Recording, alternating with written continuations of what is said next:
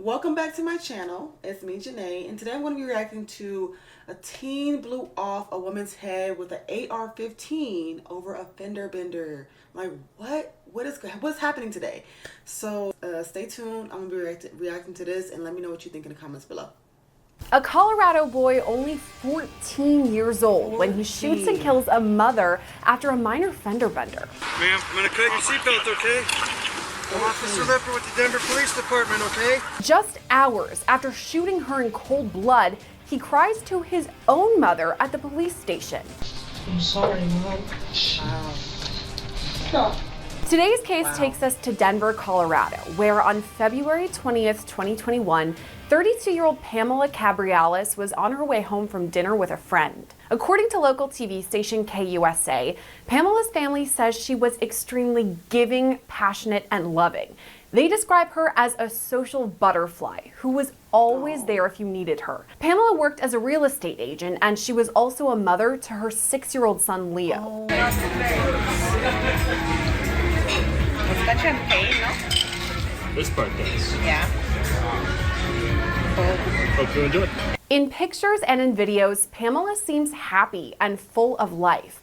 But all of that changed 4 years ago this month. Pamela was behind the wheel of her Range Rover, driving along Interstate 25 that goes right through Denver. When she stopped at a red light at an intersection of I-25 and Colfax, shots rang out. We now know the person. Can you imagine just going through your day on the highway and this freaking 14-year-old ends your life? That's insane. The person shooting was then 14-year-old Remy Cordova. Cordova was in the passenger seat of another car that was driven by this guy named Nishan Johnson. Cordova had thought that the car had been tapped by Pamela's in a small fender bender. And according to court docs, he said, quote, "Can I bust on them?" What? Johnson then replied, "Do what you gotta do. That's on you." According to KUSA, Cordova got out of the car with an AR-15 and fired 15 to 20 shots into Pamela. That's so extreme. Like, that's super left field. Like, you get out with an AR-15 for somebody who tapped your car? That's insane. That's Range Rover. Witnesses on the scene say at first they didn't even know what was happening. Then I heard pop, pop, pop, pop, pop. And at first it didn't register what was happening until the cars in the 2 lanes next to me started going. And then I realized, I said, oh shit, something's happening, and I ducked down and several more happened. And I pulled next to the car, barely got a glance. It looked as though the window was either rolled down or shot out, but I believe that the window was out. I didn't look at the windshield or see inside the vehicle. And then the car that was in front of them sped off. I went behind them, but pretty far back because they went pretty quickly, and got off on Federal. So they went straight and I got off on Federal, and I didn't obviously see what occurred because the car was obstructing my view. So I didn't know at the time if the shots came from the car in front or inside the vehicle, but that's what I saw. Okay. That's Jaden Aarons, who was driving home from an appointment at the time of the shooting. You said you heard multiple pops. You went pop, pop, pop, Yeah. pop. How many of those do you think you heard the first time? I'm in your gonna estimation? call it 5 to 7 perhaps. Okay, and then you said you ducked down and heard several more pops. How many more do you think you heard? Perhaps 3. Okay. And the break in between the 2 was a second or 2 Okay. that it paused. Sure. It wasn't very long. And you never. This guy just got out the car and just started blasting over a tap. Somebody tapped your car, and you why are you 14 or 15 and you have an AR-15 anyway? Like, why? Like, how? What? Like, Saw anybody get in or out of any vehicles? No. Okay. I, in my mind, thought it was fireworks or something. Sure. And just wasn't paying attention. When you go around the car you're in front of, why do you go around the car? Because the other 2 cars did it, and I felt like I was in danger and I heard the shots coming and I was ducking down and I thought maybe they were going to hit me. Okay. I was scared to go that way because, again, I didn't know if they were coming from that vehicle, but I couldn't go any other way, so. This may seem like a really dumb question. If you can articulate it more, why did you feel you were in danger? Tell me more about that. Because I recognized the sound of gunshots and I thought perhaps one was going to hit me. Were you scared? Not really until after, because it didn't really register. It was definitely like weird. So I was like, my awareness was heightened, but it still didn't register. Tell me more about why you duck. Because like, who expects this to happen? You're driving on your way home from an appointment and you just, there's guns, and you're in Denver. So I've been in Denver. Denver is not that bad of a place. There's like very few in between places where the crime is like super crazy like that. There are places in Denver like that, but where they're talking about, it's like unheard of. Not completely unheard of, but mostly unheard of. Because I thought I was going to get shot. Okay. There were more witnesses too, like Alex Martinez, who was driving home from a soccer game. When he got out, he had his hoodie on, and he turned to face towards north, and all I see is the side of his forehead, so literally right here. Okay. And then that's when I noticed that he lifted up his arm, and his arm was being covered by the top of the car. And I'm in a Ford Edge, so I say it's a pretty big car. He was about like 5'6", 5'7", and that's when I noticed that he had a gun. So my first instinct when I heard it was to get down just in case if they started shooting towards me.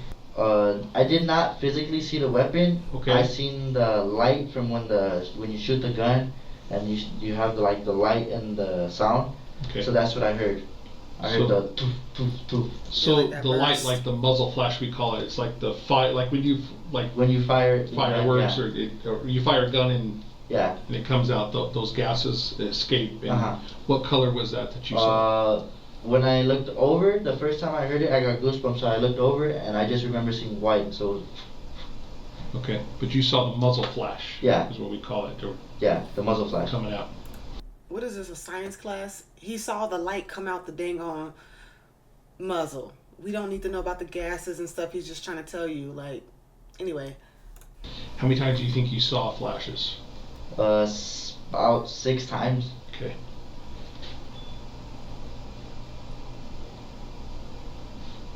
Did you hear the person that got out from the right front passenger seat of that car? Did you hear him say anything?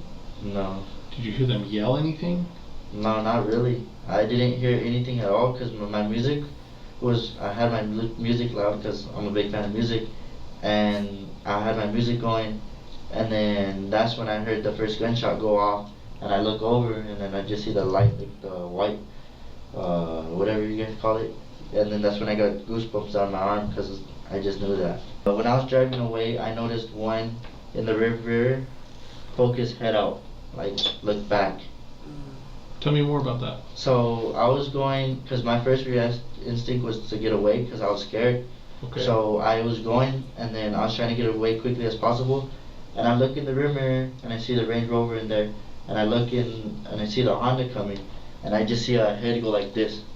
But it had a hoodie on, so... Okay, and was that from the front area of the car or the rear area of the car?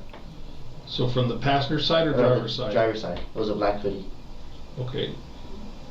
So it came from the driver? Yeah, the driver's side. So put an arrow in red the direction he shoots at. And this sounds silly, but what led you to believe he was shooting in the direction of that car?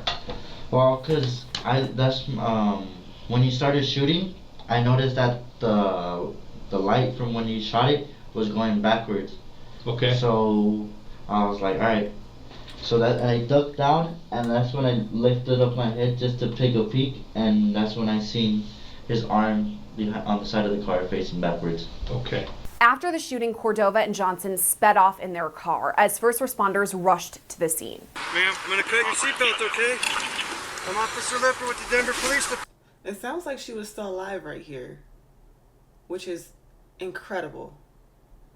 Apartment, okay?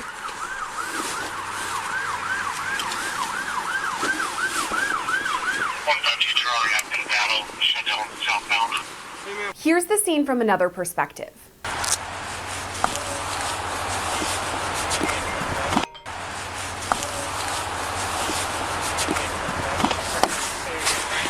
Here, I'm just gonna keep some pressure on him, okay? Yeah.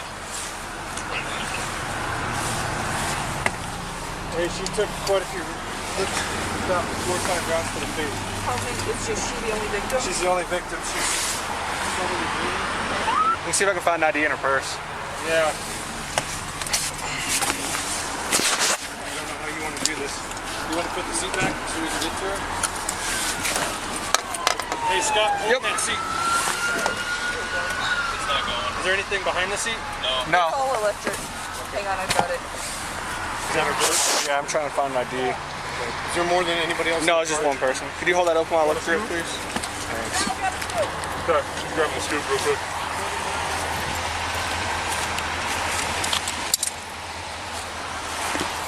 Check in this pocket. 160, yeah.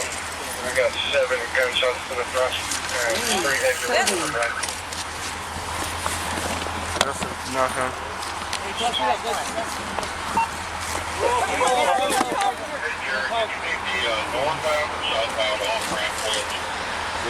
Coming head first? Hold on, here we go. Hold on.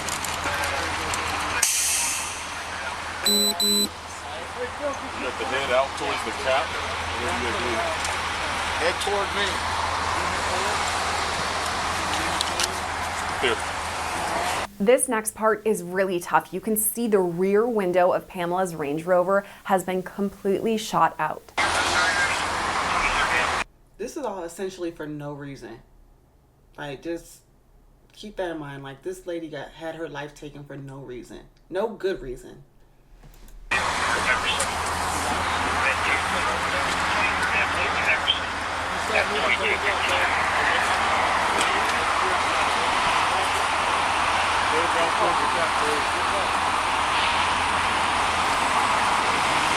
I counted 8 shots. 8? Yeah, there's one right above the left windshield wiper. So that's 2 out of, like right there. The license plate, that's probably hers. That's the same one as on the back. Okay, that's probably hers. Another angle shows Pamela being loaded into an ambulance. Now, we won't show that part because it is graphic, but here are the moments leading up to it. Nothing. Hey Jared, did you need the northbound or southbound off-ramp closed? Coming head first. And she probably really doesn't even know what's happening to her. Like, she probably is in so much shock. She's like, what in the world? Like, I'm just driving and what's happening right now? Let's do southbound for now. Hopefully everybody going north will figure it out. Copy, 1,000. We'll get a couple of these. I'm going to take a couple fires. Do you guys need an extra set of hands for anything? Yes. Just say when. 160 out of the DHMC1. We're going to have one coming down and 163 Baker's going to follow. Here, are you ready? Do you know how this happened? No, other than somebody called in and said gunshots fired between 2 cars. I wasn't able to get a description of the other vehicle. Okay, here she comes. Even though Pamela was rushed to the hospital, she died several days later. Meanwhile, investigators were still working to track down the suspects involved in her shooting. The next day, a Denver police officer spotted a car wanted from a separate incident. There had been this gang shooting at a McDonald's where multiple shots were fired. And at the time, the cop didn't realize this car was also involved in Pamela's shooting. But they did know the people inside needed to be questioned. This led to a small chase, and it's something Nishan Johnson talked about during his police interview. We're driving, and we get to the light. Police was on the side. They get to the side, the back of us. They get behind us. I take a right, they drive. Take a left, they keep following. And then I try to take another right, but the ice was too slippery. So I hit the curb, and that's when they turned the lights on. Tell me more about the conversation in the car. who notices the police either on the side of you or behind you? I mean, we all did, to be honest, because when you're looking at when you at the stop sign, you're gonna look at your window. Okay. And then when I looked out the window, I seen the police pull up. What is the conversation in the car? Really wasn't no conversation in the car, but they could go. I'm sorry? I said it wasn't no conversation in no car, but go. But why? But go? Yes. Why was that? I don't know. Okay. Earlier you told me because you didn't have a license. Yeah, like I don't know. I don't have no license, but that's what they was telling me. You said what was the conversation? Okay. You feel me? You said what conversation did we have while the police was behind us? And who was telling you to go? Little bro. He was like, bro, just go. You feel me? I mean, don't have no license. Okay. You feel me? Not finna pull off. Did little bro say he was hot? Dumb. Nah. Did he He say? say, nigga, go. Okay. You know how nowadays this young generation gonna run from the police or do anything from the police now, you feel me? So No, that's not. What? So you That's listened to how it him. was. So you listened to him and you went. that's how it was, you feel me? Because after they turned on their lights, everybody started panicking. Tell me how they panicked. How did you know they panicked, Nishan? Cause you know when the police get behind you sometimes and you know you ain't do nothing, like me, when I know I ain't do nothing wrong, I wasn't really panicking, but what made me really panic was because they was all going like, bro, come on, bro, go. And I don't have a license. I was like, bro, that ain't true, I ain't stopping. Fuck it, come on. That's the And I dumbest hit thing the I've car ever and heard. everything, you feel me? So it was like everything would happen so quick. And when he was like, go, bro, go, I was like, alright, fuck it. I don't have no license, none of that, come on. Police eventually tracked Johnson down to a shed where he was hiding, and that's where they found some incriminating evidence. You know why I'm asking all these questions? Because the you were found in, those shell casings match at our murder scene. Can you explain that to me? And you said nobody's in the shed with you. Okay? You're in there by yourself. But the same caliber shell casing that's in the shed where you're at is the same caliber at our murder scene. Can you explain that to me if nobody handed you anything? Nah, nobody handed me nothing. Okay, so how did that end up in the shed with you? Oh, I ain't gonna cut it. I don't know. Okay? So what I'm asking you, this is your chance to be.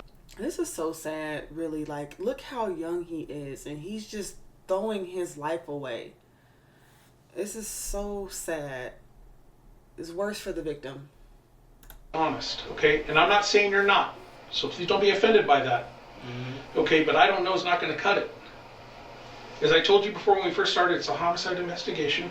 I told you you're not free to leave, okay? Do you remember that? Okay.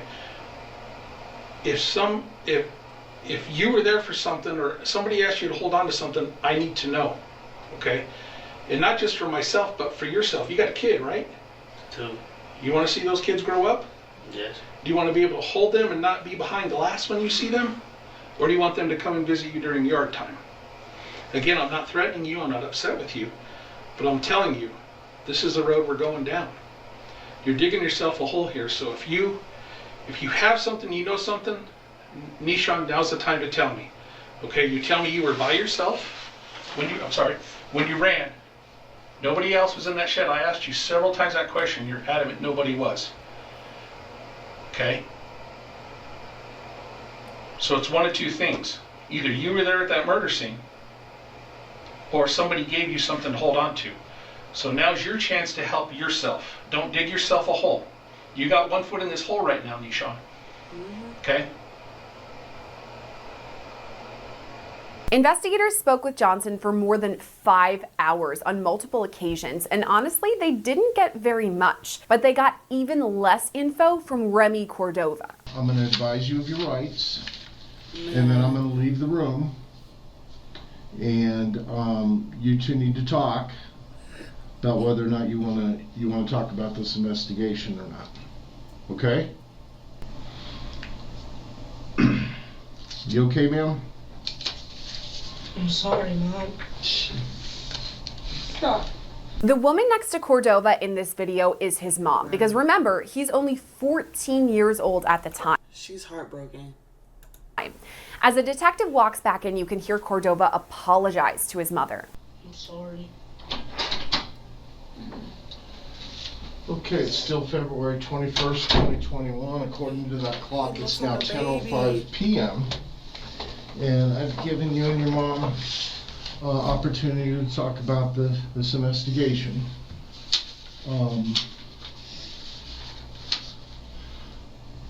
Let me ask you, did you understand the rights as they have been explained to you? Yes, sir. Yes?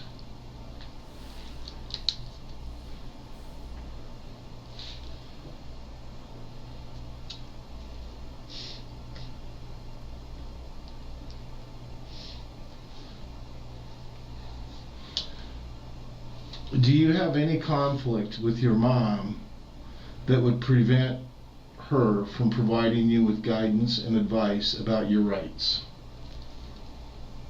No?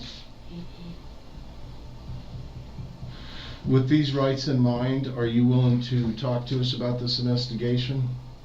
No, sir. No? No. But even though Cordova didn't talk, investigators already knew a bit about him because he had a juvenile criminal record and was on police's radar as a gang member. Prosecutors later said that Cordova's motivation in Pamela's murder was to rise up the ranks in this gang world. Cordova's case eventually moved from juvenile court to district court because of the severity of the crime. He was charged as an adult with first-degree murder and first-degree attempted murder. That second charge was added because another driver had been in the line of fire when Cordova had fired the shots. Now, that person was not injured, so the charge became attempted murder. In November of last year, Cordova was found guilty. He's since been sentenced to life in prison with the possibility of parole in 40 years. Nashawn Johnson has also been convicted for his involvement in the case. In June 2023, he was sentenced to 35 years in prison. As for Pamela, her family says her memory lives on through her son Leo. A GoFundMe page set up for Leo's college fund has already raised nearly $70,000. Reporting for Long Crime, I'm Sierra Gillespie. Wow. Can you imagine being a mother and your 14-year-old child is gone for the rest of his life? You're never going to be able to hang out with him again. He's in prison. His life is ruined, and he did it to himself. And I don't know, like, how she raised him. Sometimes it doesn't matter how you're raised. Sometimes people just kind of go off and do their own things and make bad decisions. That was a horrible, horrible decision. Like, how could you get out of your car and just the act of pulling out a AK-15, 47, whatever, a big old machine gun, and just aiming it at somebody to hurt them? Like, yeah, that's it for him. You know, rest in peace to the victim. And wow, they got what they deserved. Anyway, like, comment, subscribe for more content like this. Let me know what you think in the comments below.